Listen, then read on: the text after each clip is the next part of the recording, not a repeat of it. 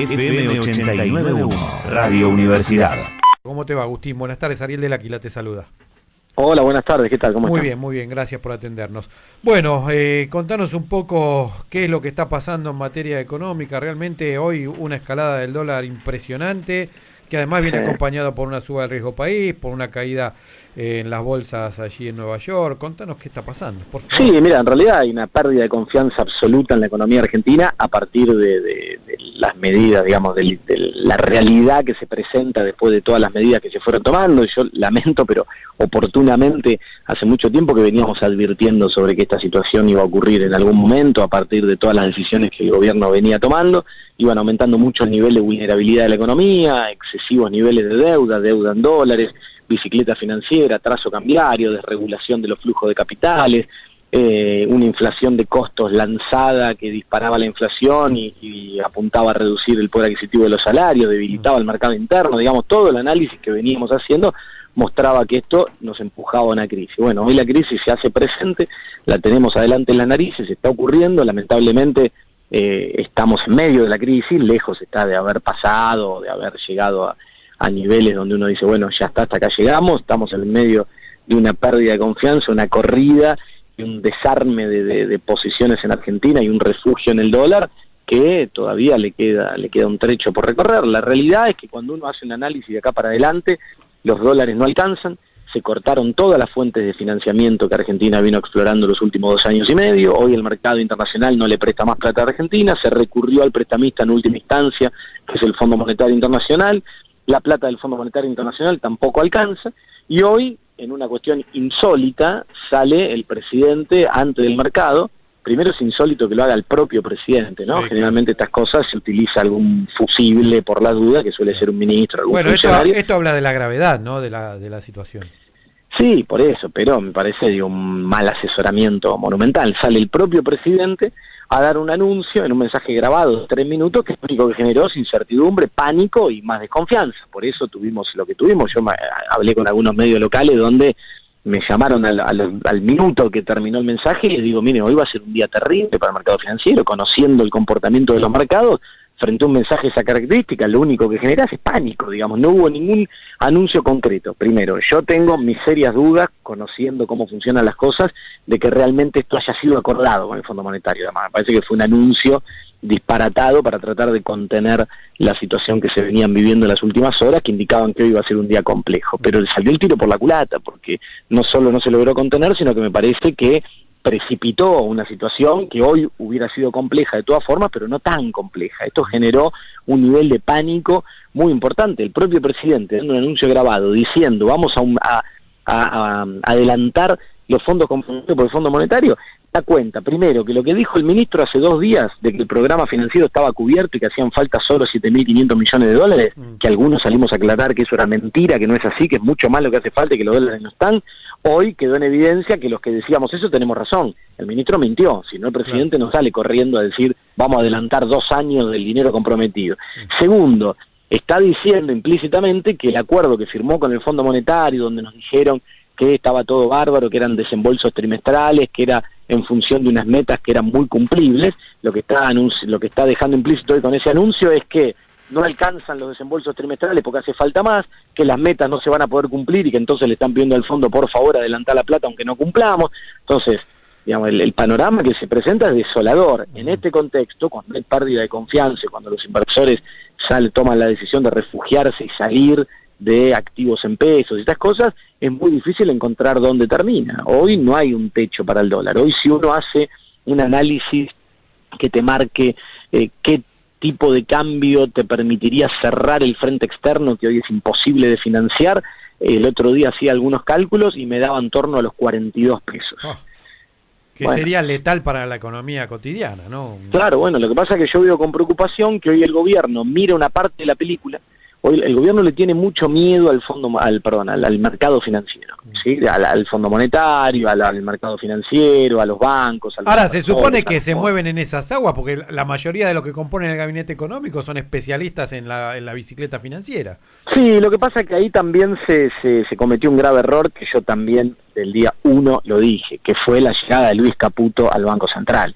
Digo, lo vengo diciendo. A ver, para que se entienda bien, Federico Sturzenegger, alguien a quien yo siempre critiqué, debatimos públicamente, tenemos visiones muy encontradas, porque él tiene un fanatismo en una visión monetarista del tratamiento de la inflación, que yo no comparto para nada, que lamentablemente fue una de las principales causas que condujo a esta situación dramática, porque eso implicó la bomba de tiempo de las LEVAC y todo eso. Pero Federico Sturzenegger, alguien con quien debatí muchas veces, yo puedo no estar de acuerdo porque estoy en las antípodas ideológicas de lo que él cree en términos económicos, pero respeto a que es un tipo que se formó en política monetaria, en regulación bancaria, en lo que hay que formarse si uno quiere ocupar un lugar como ese en el Banco Central, aunque pensemos distinto. Sí. Luis Caputo no tiene la idoneidad necesaria para estar al frente de un Banco Central, es una locura que Luis Caputo esté manejando un Banco Central de política monetaria, de regulación financiera, no tiene la menor idea Luis Caputo, lo que sabe, y sí su rol era el Ministerio de Finanzas en su momento, porque es un tipo que por sus contactos y sus conocimientos, para salir al mercado a colocar deuda, conseguir capitales y financiar una economía,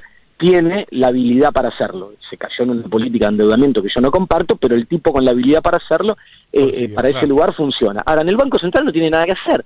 Entonces metimos un timbero en el Banco Central que supuestamente es canchero y tiene muñeca, y creemos que el valor de una moneda, de un país, la va a controlar un tipo sentado en una mesa de dinero porque es un canchero que sabe operar. No, eso si yo quiero manejar un fondo, ganar guita, y quiero poner a este tipo pero no para controlar un banco central de una nación. Entonces, acá es donde empezó a descontrolarse absolutamente todo. Entonces, por más que sean tipos que pertenezcan al mercado, que sean de ese sector, que tengan guiños y que tengan pertenencia y relación con esos sectores, los tipos del mercado financiero, ya lo dijo un ministro hace mucho tiempo, les hablé con el corazón, me contestaron con el bolsillo, los tipos hacen cuentas, suman 2 más 2 y toman acciones en consecuencia. Y hoy los números para Argentina no cierran, por más operador canchero que sea Caputo o lo que quieran, los números en Argentina no cierran. Los requerimientos de dólares que vos necesitas para este año, el año que viene, de refinanciamiento de deuda, además a una tasa que crece, de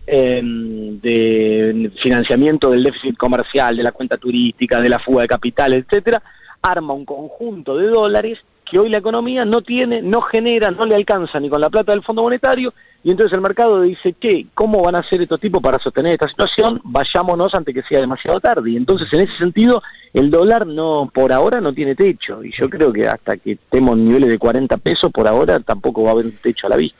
¿Qué riesgo hay, Agustín, de que Argentina suspenda todos sus compromisos, sus pagos, un default, digamos?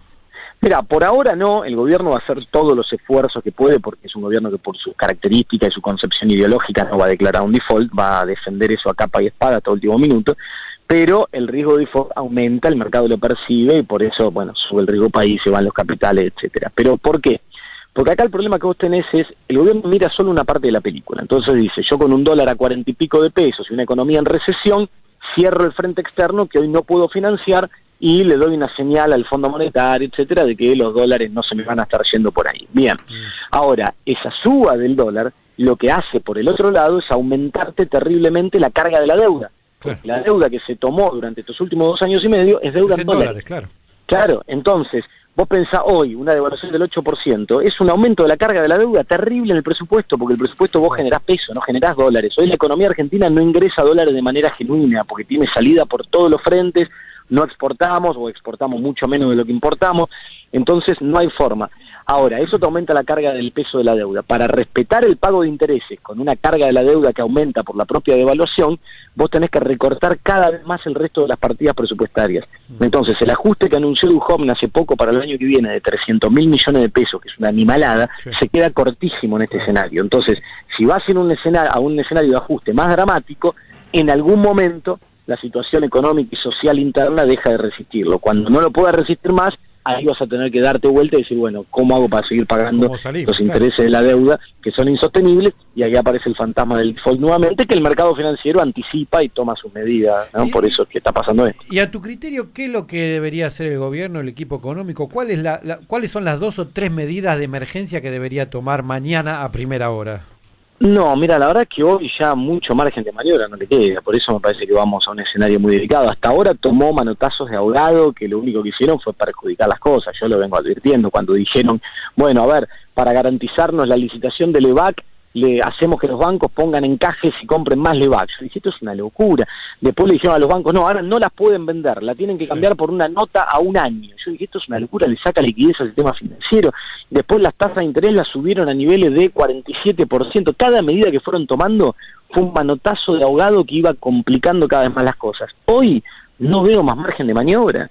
No hay más chance, digo, después del anuncio de hoy, que el Fondo Monetario anuncia, adelanta la plata, no veo más posibilidades. Y el tema es que hoy, para revertir esta situación, haría falta tomar decisiones muy de fondo, muy radicalizadas, que impliquen un giro de 180 grados. Ahora, este gobierno no va a estar de tomarla, ha dado señales. Un cambio de nombre hoy no te sirve para nada. No, es un cambio de rumores. Claro. Es un cambio de política lo que se necesita. Claro, esta tarde había rumores que decían, no, se va Duhovne. Digo, ¿qué me importa? Son noticias para un programa de Chimento. Hoy no cambia nada, no hay una figura que vos puedas decir, bueno, entonces ahora se va Duhovne, que es un ministro débil, y viene no sé quién, Superman. No, digamos, acá lo que necesita es un cambio de política de 180 grados, que hoy, en una situación de escasez de dólares, los exportadores sigan con la posibilidad de no ingresar los dólares al país, es una locura. Que sigan recortando retenciones a la exportación de soja, es una locura. Que no se administre el comercio y se siga permitiendo este ingreso de bienes importados de consumo que destruyen la industria nacional y requieren de dólares para poder pagarlos, no tiene ningún sentido. Digamos, que la fuga de capitales siga permitiéndose libremente y que en Argentina en los primeros 7 meses del año ya se hayan ido más de 20.000 millones de dólares por fuga de capitales, no tiene sentido. O sea, ¿hasta dónde va a llegar esto? ¿Cómo vamos a sostener una economía que fuga capitales a ese ritmo? El acumulado de los últimos 12 meses de fuga de capitales es de 32.000 millones de dólares. Un disparate. No, es insostenible, es imposible. Ahora, por eso digo, no veo más margen de maniobra. Y si pensamos que falta 1 año y 4 meses para, bueno, en el mejor de los casos, una salida institucional, ¿no? Un cambio de modelo con un cambio de gobierno, es muchísimo. 1 año muchísimo. A este muchísimo. ritmo, ¿no?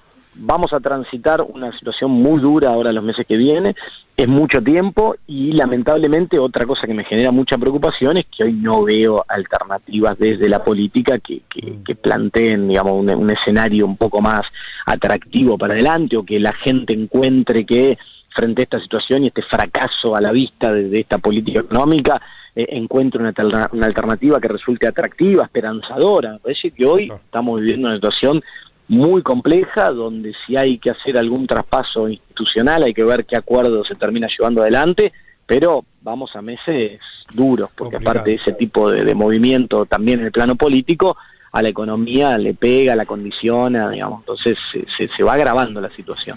Agustín, muchísimas gracias, muy claro como siempre, de los conceptos, muy amable. Bueno, gracias a ustedes por el llamado, buenas tardes. Buenas tardes. Bueno, Agustín Datelis, economista, un hombre que siempre nos aclara, en realidad no es que nos aclara, nos explica lo que está pasando. La radio es otra forma de escuchar el mundo. Desde la Universidad Nacional de La Matanza, Radio Universidad FM 89.1. Siempre cerca.